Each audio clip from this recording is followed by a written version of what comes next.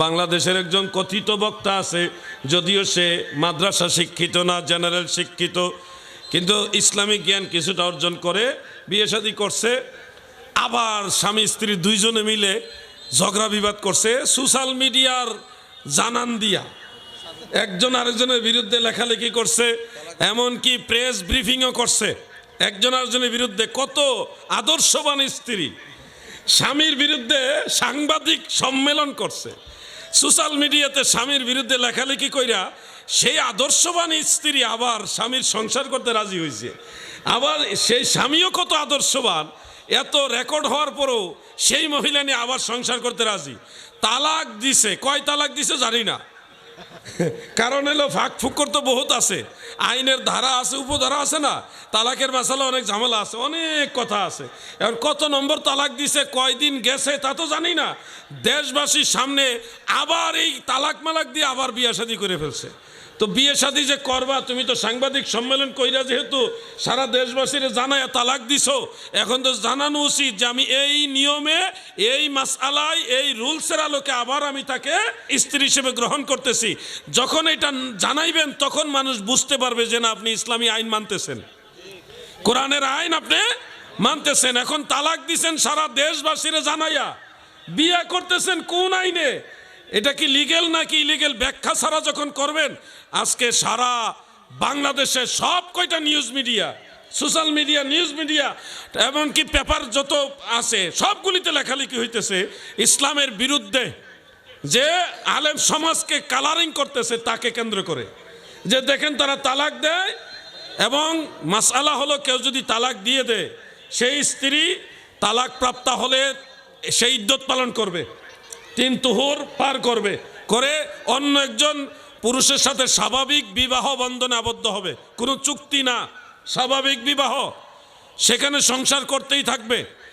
স্বাভাবিক সংসার করার পরে কোনো সময় যদি ওই দ্বিতীয় সংসারও ঝামেলা হয়, ঝগড়া হয়, সেখানে যদি তালাক দিয়ে দেয়, তখন আবার ওইখানে তারা ইদ্যত পালন করার পরে চাইলে প্রথম স্বামী আবার ওনাকে বিয়ে করতে পারবে, যদি মেয়ে রাজি থাকে।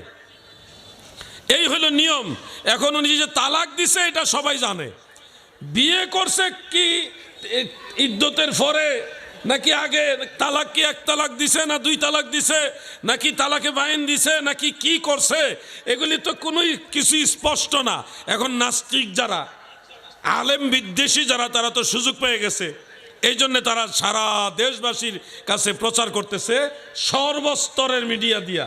দেখেন আলেমরা তালাক দিয়ে আবার বউলিয়াই পরে বিয়া কইরা, এরা নিজেরাই কোরআন মানে না, মানে ইসলামকে প্রশ্নবিদ্ধ করা, আলেম সমাজকে প্রশ্নবিদ্ধ করা, এটা হলো মিডিয়ার কাজ, তারা চেষ্টা করতেছে ওইটা।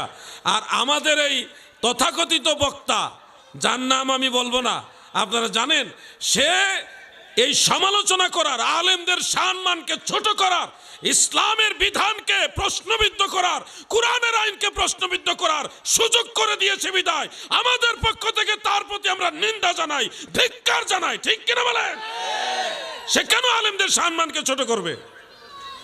সে বিয়ে করার আগে অবশ্যই প্রেস ব্রিফিং করা দরকার ছিল, যেহেতু তালাক দেওয়ার সময় এগুলি করে আসছে। কথা বলতে পারছেন না? পুরা দেশে আলেম সমাজের মান সম্মান নিয়ে টান দেখা দিয়েছে যে আলেমরাই কোরআন মানে না, আলেমরাই তালাকের মাসালা নিজেরা মানে না। এই মেসেজটা সবার কাছে গেছে। এখন বলেন সাধারণ মানুষ তালাক দেওয়ার পরে এখন তো দেখা গেছে এটা আবার খামখেয়ালি করে আবার কোনো ধরনের ইদ্যত পালন ছাড়া আবার বিয়ে করে নিয়ে আসবে। এত সোজা নাকি সব কিছু? যখন তখন যেটা মন চায় সেটাই করে ফেলতেছে। এগুলি হইল ওয়াহাবি আলেমের চরিত্র। এরা মসজিদের ভিতরে বাসর ঘর করে অভ্যাস, এদের চরিত্র কত নোংরা। নাউজুবিল্লাহ, কথাগুলি বলতেও খারাপ লাগে আমাদের। বলৎকারের ইতিহাস লিখতে গিয়ে পাবনার একজন আলেম তাদের বলৎকারের ইতিহাস লিখছে, এই মোটা বই, এই মোটা বই লিখছে। কোন জায়গায় তারা বলৎকার করছে এই ইতিহাস লিখতে যায়, নাউজুবিল্লাহ। আর মসজিদের ভিতরে গাজীপুরে তারা কি একটা কাম করলো। এই ধরনের ওয়াহাবি আলেমদের চরিত্র এগুলো। মনে রাখবেন ভাই, আলেম যদি বানাইতে হয় সন্তানকে সুন্নি মাদ্রাসায় পড়াবেন, আশেকে রসুল বানাবেন, ওয়াহাবি মাদ্রাসা দিবেন, দেখবেন এই ছেলে নবীর পক্ষেও আসবে না, দুরুদ সালামও পড়বে না, আপনি মইরা গেলে দুয়াও করবে না। প্রথম ধাক্কায় আল্লাহ তাআলা ৭০,০০০ মানুষকে বিনা হিসাবে জান্নাত দিবে। দয়াল নবীজি বলেন তাদের চেহারা হবে আকাশের পূর্ণিমার চাঁদের মতো সুন্দর। দ্বিতীয় দফায় আল্লাহ তাআলা আরও ৭০,০০০ মানুষকে বিনা হিসাবে জান্নাত দিবে, যাদের চেহারা হবে আকাশের যে নক্ষত্র রাজি রয়েছে, তারকারাজি, এগুলির মতো সুন্দর। এইভাবে আল্লাহ তাআলা আলেমদেরকে, সম্মানিত বান্দা যারা, তাদেরকে জান্নাত দিবেন। তো আবেদদেরকে জান্নাতে পাঠায় দিয়ে আলেমদেরকে বলবে তোমরা জান্নাতে যেও না, তোমরা অপেক্ষা করো। কেন গো আল্লাহ, আপনি আমাদেরকে অপেক্ষায় রাখলেন কেন? আল্লাহ তাআলা বলবেন, হে আমার আদরের বান্দারা, আমার অনেক গুনাহগার বান্দা আছে যারা গুনার মামলায় জড়িয়ে গেছে, জাহান্নামের উপযুক্ত হয়ে গেছে, অনেকে জাহান্নামে চলেও গেছে পাপের কারণে। তোমরা তাদের জন্যে আমি আল্লাহর কাছে সুপারিশ করো। যারা তোমাদের মহব্বত করত, বা তোমরা যাদেরকে মহব্বত করতে দুনিয়াতে, কিন্তু তাদের পাপের কারণে আজকে তারা জাহান্নামী হয়ে গেছে, এই ধরনের মানুষগুলিকে তোমরা খুঁজে খুঁজে বের করো এবং তাদের জন্য আমি আল্লাহর কাছে সুপারিশ করো। তখন ওই আলেমরা নৌরানি দেহ নিয়ে জাহান্নামে প্রবেশ করবে, কিন্তু জাহান্নামের আগুন তাদেরকে স্পর্শ করতে পারবে না। এই মহান ইজ্জত সম্মান আল্লাহ তাআলা তাদেরকে দিয়েছেন। সহিহ মুসলিমের সূত্রে হাফেজুল হাদিস ইমাম মুনজিরি রহমতুল্লাহ আলাইহি আত-তারগীব ওয়াত তারহিবের মধ্যে হাদিস উল্লেখ করেন, আল্লাহর হাবিবের উম্মতের মধ্যে যারা মুত্তাকি, ফরহেজগার, যারা আলেম, তাদের দেহটা এমন নুরানি হবে, এই নুরানি দেহ নিয়ে যখন তারা পুল সেরাতের পুলের উপর উঠবে, নিচে জাহান্নামের আগুন থাকবে, উপরে ওই মুমিন বান্দারা থাকবে, তখন ওই জাহান্নামের আগুন চিৎকার মেরে বলবে আপনি তাড়াতাড়ি পুল সেরাত পার হয়ে যান।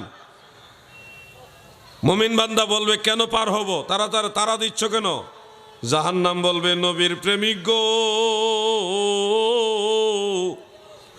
আপনার ভিতরে এমন নূরের তাজাল্লি আছে, যেই নূরের তাজাল্লি আমি জাহান্নামের আগুন সহ্য করতে পারছি না, আপনি যত দ্রুত সম্ভব পুলসেরাত পার হয়ে যান।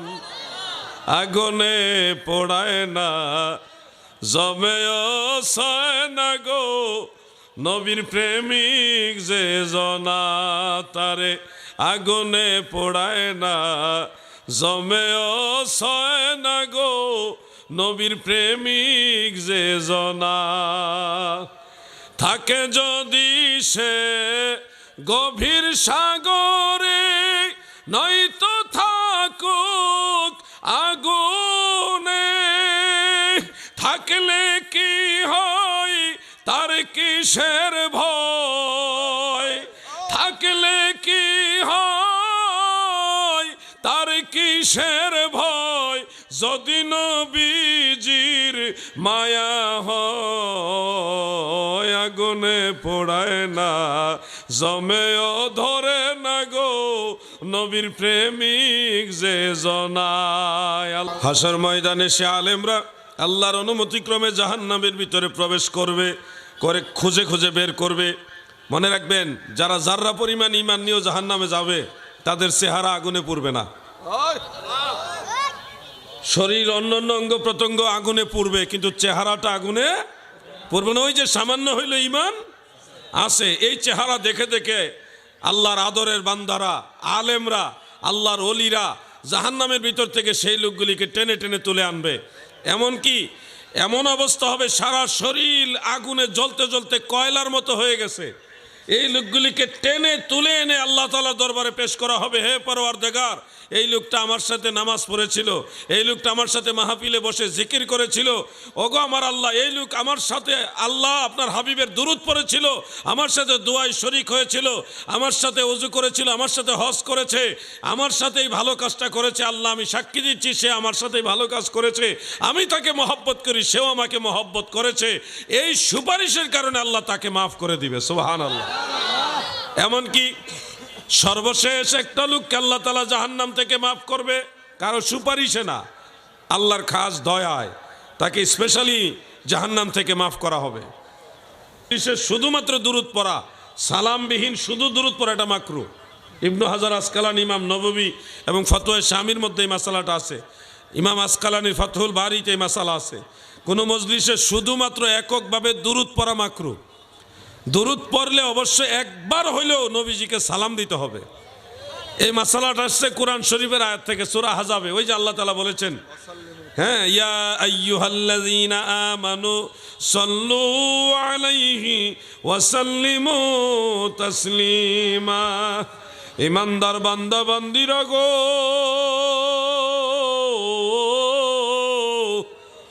তোমরা আমার নবীর উপরে দুরূদ পড়ো, আমার নবীকে সালাম দেওয়ার মতো সালাম দাও। আল্লাহর আদেশ সেখানে দুই কাজ করা, দুরূদ পড়া এবং সালাম দেওয়া। দুরূদ পড়া এবং সালাম দেওয়া।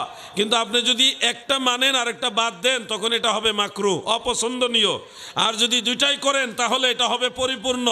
কারণ আল্লাহর রসুলের উপরে যত ইমাম দুরূদ লিখে গেছে, তিনারা শুধুমাত্র দুরূদ লেখে নাই, যেমন সাল্লাল্লাহু আলাইহি ওয়াসাল্লাম, শেষে সালাম সংযুক্ত করছেন, আলাইহিস সালাতু ওয়াস সালাম। দেখেন, দুরূদ এবং সালাম একসাথে সংযুক্ত করেছেন। নামাজের ভিতরে শুধুমাত্র দুরূদ না, সেখানে নবীর সালামও আছে। আসসালামু আলাইকা আইয়ুহান নবী ওয়া রাহমাতুল্লাহি ওয়া বারাকাতু। তাহলে নামাজের ভিতরে শুধু দুরূদ না, নবীর সালামও আছে। এই জন্যে কোনো মজলিসে এককভাবে শুধুমাত্র দুরূদ শরীফ পড়া মাকরু। তবে সেই দুরূদের সাথে যদি অন্ততপক্ষে একবার হইলেও সালাম দেয়, তখন এটা আর মাকরু হবে না, জায়েজ হবে, সওয়াবের কাজ হবে। আসুন আমরা একটা গজলের ভাষায় দুরূদ শরীফ পড়ি। সালাতু সালাম জানাই, দুরূদ সালাম জানাই আপনার উপরে নবী গো, আপনার উপরে। বলুন সালাতু আপনার উপরে নবী গো, আমরা গুনাহ সালাম আমরা গুনাহগারে জানাই, আমরা গুনাহগারে সালাম, আমরা গুনাহগারে জানাই, আমরা গুনাহগারে নবী গো, আপনার। এই গজল মনে হয় আপনাদের এলাকায় কম বলা হয়, অন্যভাবে বলা হয়। আমি আরেকবার বলি, এটার মধ্যে প্রেম বেশি, যেইভাবে আমি বলি এটার মধ্যে মহব্বত একটু বেশি। এই জন্য আপনারা চেষ্টা করেন, অনেক এলাকায় অনেকভাবে গজল থাকে, তো আমি এই গজলগুলি বেশি পছন্দ করি যেটার মধ্যে বেশি মহব্বত থাকে। সালাতু সালাম জানাই, দুরূদ সালাম জানাই আপনার উপরে নবী গো, আমরা গুনাহগারে। বলুন সালাতু সালাম দুরূদ সালাম হে নবী গো, আমরা গুনাহ কোরআনে শুনেছি আমি,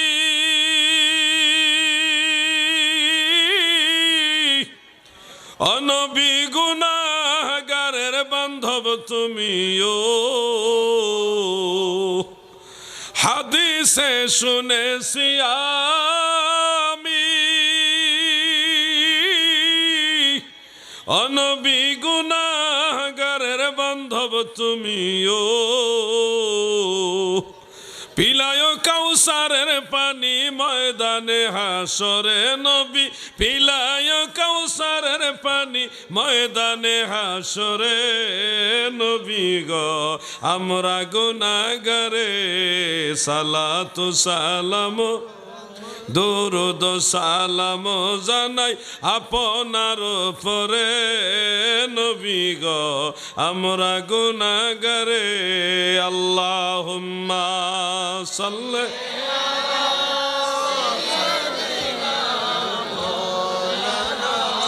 মুহাম্মদ ওয়া আলা আলি।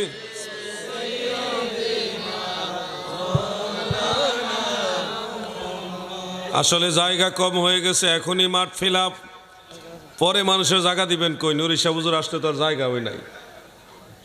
এখনই যদি এই অবস্থা হয়, যারা দাঁড়ায় আছেন কিছু লোক, আপনারা ইচ্ছা করলে বসতে পারবেন। আপনারা যারা দাঁড়ায় আছেন, কষ্ট হচ্ছে না আপনাদের? দাঁড়ায় রয়েছেন যে কষ্ট হইতেছে না? ওই যে পিছনে বাড়ি একজন আরেকজনের না ডাইকা সবাই বসেন, কর্মী ছাড়া বাকি সবাই বসে যান। একটু জায়গা, সামান্য একটু জায়গা ফাঁকা আছে, আপনারা বসে গেলে এটা ফিল আপ হয়ে যাবে। পরে আর জায়গা পাবে না মানুষ আসলে। বসেন, সবাই বসেন, একজন একজন ধাক্কায়েন না, সবাই বসে যান কর্মী ছাড়া। আল্লাহ জনে জান্নাতের বাগানে মেহমান হওয়ার সবাইকে তৌফিক দেন, বলেন আমিন। আরে বসার কথা বলাতে 2-3 জন জায়গা ওইসে নিকাম, লাভের চেয়ে লোকসান বেশি হয়েছে। থাক, আর কেউ বললেন না, আর কেউ বসার জন্য বললেন না। আল্লাহ তাদেরকে ভবিষ্যতে ট্রাফিকের চাকরি দান করুক। পায়ের মধ্যে শক্তি বেশি, কি করবেন? ট্রাফিকের চাকরি একটা মহৎ চাকরি, অনেক কষ্টের, এবং এটা অনেক বড় সেবা। ছাত্ররা রাস্তায় নামছিল, দেশ ঠিক করে লইব,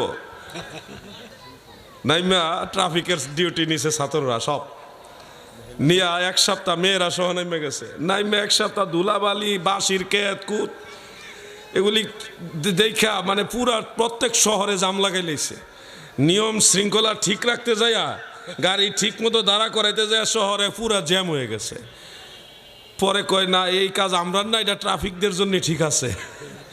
এরপরে ছাত্ররা কয় যে ঠিক আছে, ট্রাফিক পুলিশ যারা, তারা তো অনেক বড় কষ্ট করে। ওই দিন তারা বুঝছে পুলিশ প্রশাসন যে কত কষ্ট করে, ওই দিন তারা বুঝতে পারছে।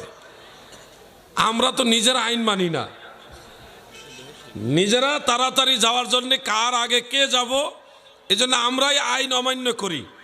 কিন্তু যদি সবাই আইন মানতাম তাহলে এত যানজট লাগতো না, এত অশৃঙ্খল হইতো না। ইন্ডিয়াতে কলকাতায় গিয়ে রাত্রে প্রায় 3টা না 3:30 বাজে আমরা একটা বাসে উঠলাম। বাস রেড সিগন্যাল পড়ছে, এই জন্য দাঁড়ায় গেছে, কিন্তু পুরা রাস্তা খালি, ওই দিকেও গাড়ি নাই, এদিকেও গাড়ি নাই, ওই একটাই বাস, কিন্তু সিগন্যাল দিয়েছে, দাঁড়ায় রয়েছে। তো বাঙালিদের আরো 2-1 জন আছে, তারা কই যান যান উস্তাদ, যান যান। উস্তাদ ওকে কেন যাব, সিগন্যাল দেখতে পাচ্ছেন না?